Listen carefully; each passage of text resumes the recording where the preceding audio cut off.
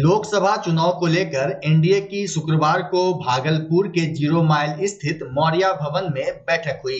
बैठक में संयुक्त प्रत्याशी के नामांकन और चुनाव की तैयारी को लेकर चर्चा की गई। वहीं बैठक की अध्यक्षता भाजपा जिला अध्यक्ष संतोष कुमार ने की।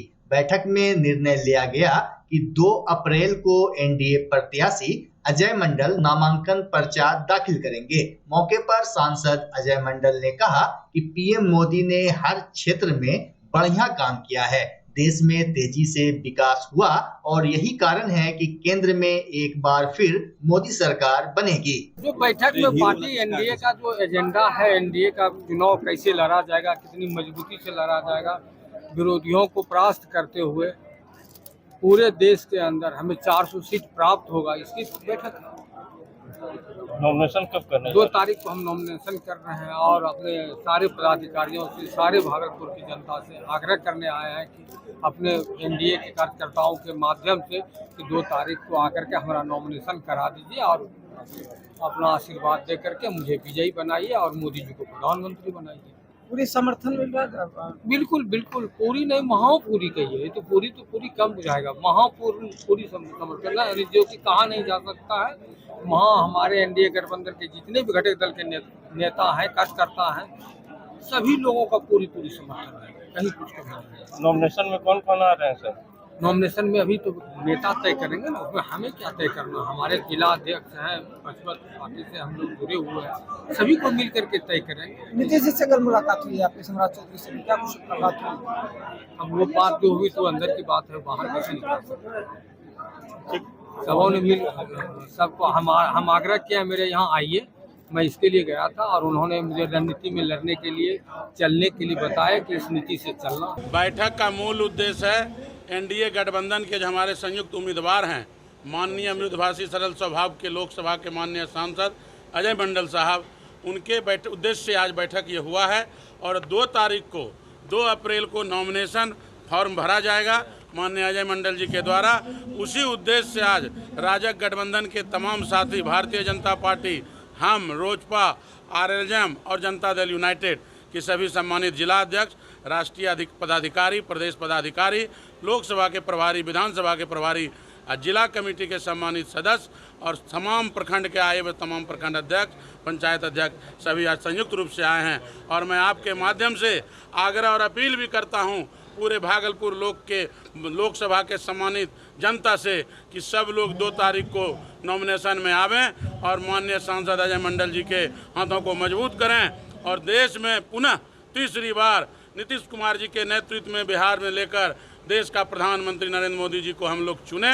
इसी उद्देश्य से सब लोग 2 अप्रैल को निश्चित रूप से आएँ। धन्यवाद।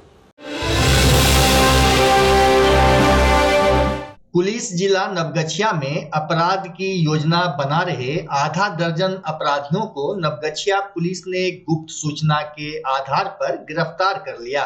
पुलिस ने गिरफ्तार अपराधियों के पास से भारी मात्रा में हथियार एवं अन्य सामान बरामद किया है, जिसकी जानकारी नवगछिया एसपी पूरन कुमार झा ने प्रेस कॉन्फ्रेंस कर दी। जी, कल रात को हमें देर रात 3 बजे के लगभग सूचना मिली थी कि भवानीपुर में कुछ अपराधी इकट्ठे होकर के अपराध करने की योजना बना रहे हैं। इसी क्रम में एसडीपीओ के नेतृत्व में एक टीम का गठन किया गया, जिसमें थाना अध्यक्ष भवानीपुर थे।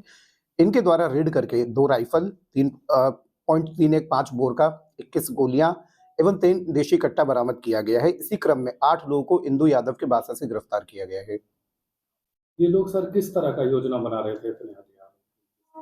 देखिए, भारी मात्रा में हथियार लेकर के ये लोग कुछ अपराध करने की योजना बना रहे थे, जो भी अनुसंधान के क्रम में आएगा। इसका आपराधिक इतिहास रहा है क्या?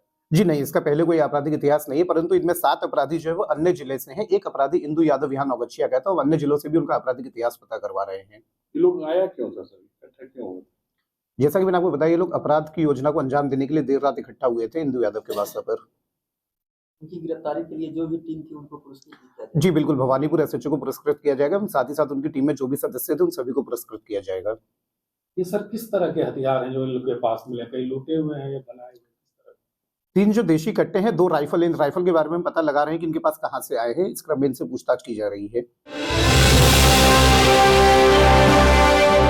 तिलका मांझी भागलपुर विश्वविद्यालय होली की छुट्टी के बाद आज खुला, लेकिन टीएमयू के प्रशासनिक भवन समेत विभिन्न विभागों में अंधेरा पसरा रहा। विश्वविद्यालय खुलते ही अधिकारी से लेकर कर्मियों को बिजली ने खूब रुलाया। साथ ही बिजली नहीं रहने से कार्य संपादन में समस्या भी उत्पन्न हुई। दरअसल तिलकामाझी भागलपुर विश्वविद्यालय हमेशा सुर्खियों में रहता है, लेकिन इस बार टीएमयू अपने बकाया बिजली के बिल को लेकर चर्चा में है। बताया जा रहा है कि विश्वविद्यालय पर बिजली विभाग का लगभग 12 करोड़ रुपए बकाया है, जिस कारण बिजली विभाग ने विश्वविद्यालय की बिजली काट दी है। वहीं बिजली नहीं रहने से आज टीएमयू के प्रशासनिक भवन, विश्वविद्यालय के पुस्तकालय, गेस्ट हाउस, स्वास्थ्य केंद्र, पीजी विभाग के साथ हॉस्टल में भी समस्या हुई। कर्मियों ने बताया कि 23 मार्च की शाम में ही बिजली कनेक्शन काट दिया गया है, जिससे कार्य में बाधा आ रही है। विश्वविद्यालय में कैंट से लेकर शौचालय तक में पानी नहीं है। ऐसे में सबसे ज्यादा परेशानी कर्मियों और छात्र छात्राओं को हो रही है। इधर टीएमयू के डीएसडब्ल्यू प्रोफेसर विजेंद्र कुमार ने बताया कि हॉस्टल का हैंड पंप सही कराया गया है और जल्द ही समस्या समाधान का प्रयास किया जा रहा है। जबकि सीनेट सदस्य रंजीत यादव ने कहा कि कुलपति को समस्या से अवगत कराया गया, हम लोग उनके आने की प्रतीक्षा कर रहे हैं। देखिए, मैं छात्र कल्याण अध्यक्ष पद पर हूँ और मेरे जी में हॉस्टल है। मैंने 28 तारीख को भी है जो सारे हॉस्टल को हमने विजिट किया। आज भी मैं विजिट किया हूँ, गर्ल्स और बॉयज़ दोनों हॉस्टल में। वहाँ पर अभी बिजली ठीक है। वहाँ पर मैंने जाकर तत्काल है जो देखे कि हैंड पाइप की क्या स्थिति है, तो वहाँ पर हैंड पाइप में भी कुछ कहीं ठीक है, कहीं दिक्कत थी। इसीलिए वहाँ पर इंजीनियर को कहा गया कि आप एस्टिमेट करके दीजिए और तत्काल है जो कि एक व्यवस्था कीजिए कि हैंड पाइप ठीक हो जाए। और बिजली जहाँ तक कटी हुई है तो इसके लिए है जो कि आगे के लोग जो पदाधिकारी हैं उनको यह सूचित किया गया है, उन पर उन लोग कार्य कर रहे हैं। मैं आशा करता हूं कि इसका निवारण जल्दी लोग कर लेंगे कि फिर सुचारू रूप से सारे कार्य संपादित हो सके। पूरा रूम जो है ना अंधेरा है, काम करने में कठिनाई हो रही है।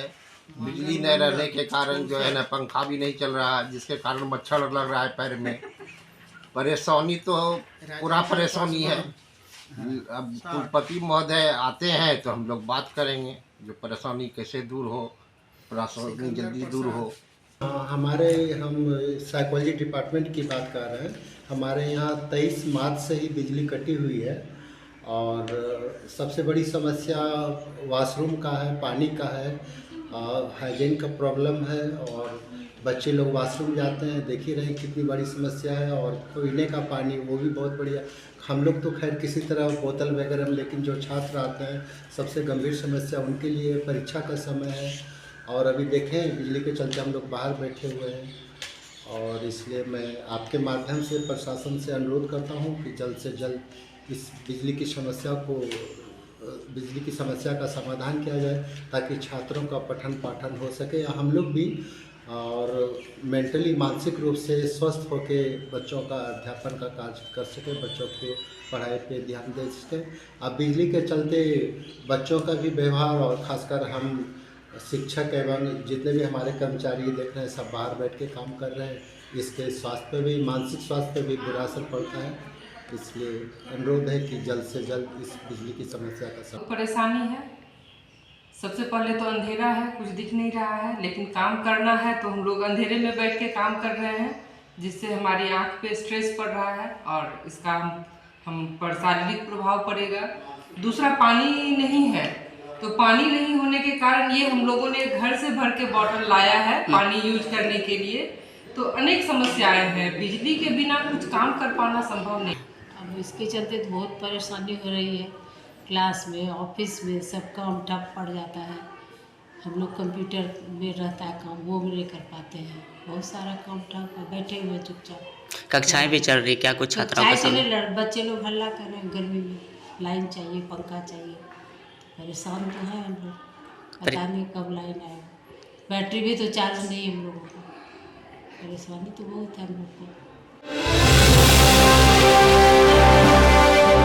घर शिफ्ट करना हो या ऑफिस रीलोकेट करना हो, मेक माई शिफ्ट के साथ अपने सामान को सुरक्षित पहुंचाइए कहीं भी कभी भी। मेक माई शिफ्ट देते हैं residential and office relocation, long distance relocation, heavy machine shifting, packing and moving, international and intercity moving, car transportation जैसी ढेरों best services. Make my shift packers and movers. For bookings call 8298-181-018 या log on करें www.makemyshift.in।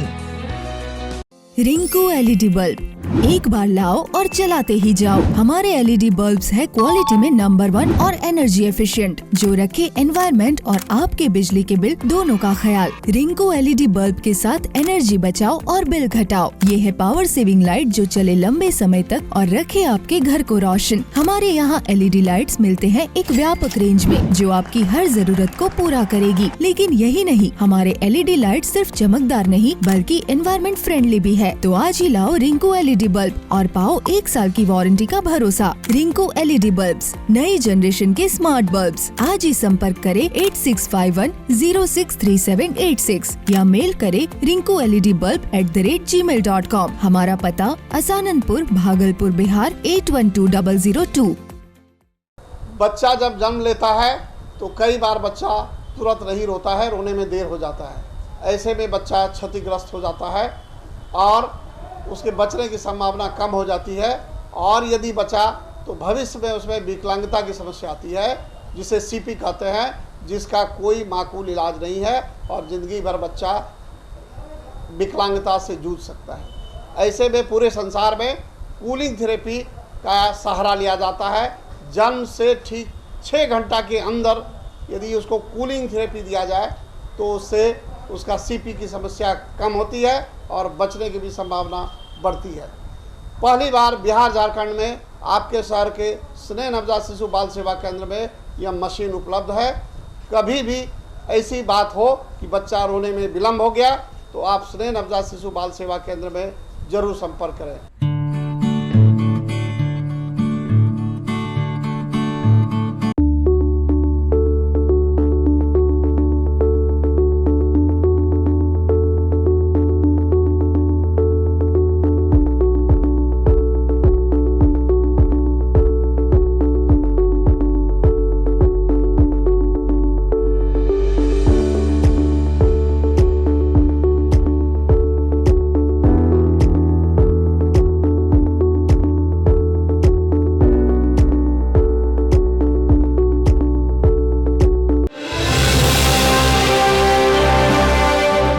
Lok Sabha चुनाव 2024 को लेकर राष्ट्रीय party से लेकर क्षेत्रीय पार्टी तक अपनी अपनी तैयारी में जुट गई है।